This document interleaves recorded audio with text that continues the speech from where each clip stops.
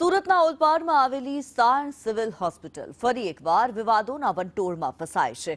ગરીબો અને જરૂરિયાતમંદો માટે બનાવાયેલા આ આરોગ્યના ધામમાં એક સગર્ભા મહિલા અને તેની સાસુ સાથે જે પ્રકારનું વર્તન થયું છે તે સાંભળીને તમે પણ ધ્રુજી ઉઠશો। વેક્સિન મુકાવવા ગયેલી એક સગર્ભા મહિલા અને માસૂમ બાળકને નર્સ મનીષા ઠાકોરે ન માત્ર ધક્કા માર્યા પણ તમે પરપ્રાંતીય છો તેમ કહીને સારવાર આપવાનો પણ ઇનકાર કરી દીધો।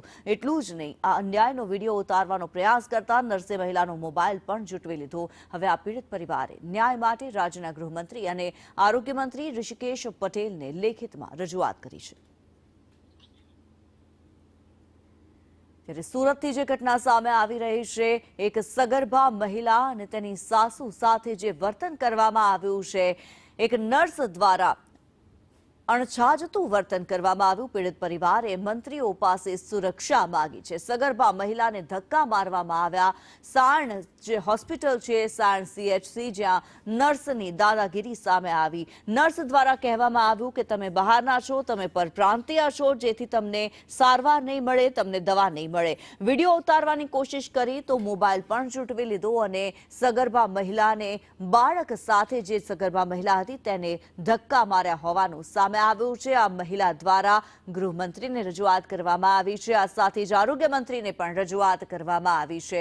નર્સ મનીષા ઠાકોર દ્વારા જે ઉદ્ધત વર્તન કરવામાં આવ્યું છે, એક સગર્ભા મહિલાની સાથે જે વર્તન કરવામાં આવ્યું તે અણછાજતું વર્તન રહ્યું।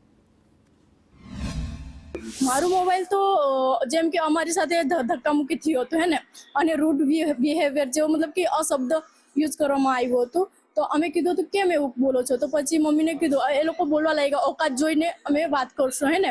તો પછી મમ્મીને કીધું કે ઓકાત જોવા માટે મતલબ કે મોબાઈલ કાઢો અને વિડીયો બનાવીએ આપણે, અને ખબર પડી જાય અમને પોલીસ કેસ કરશું આપણે હે ને।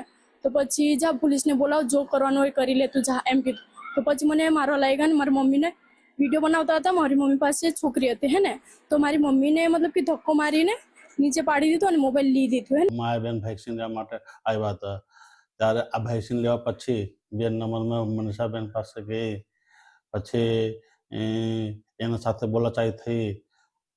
પછી મનીષાબેન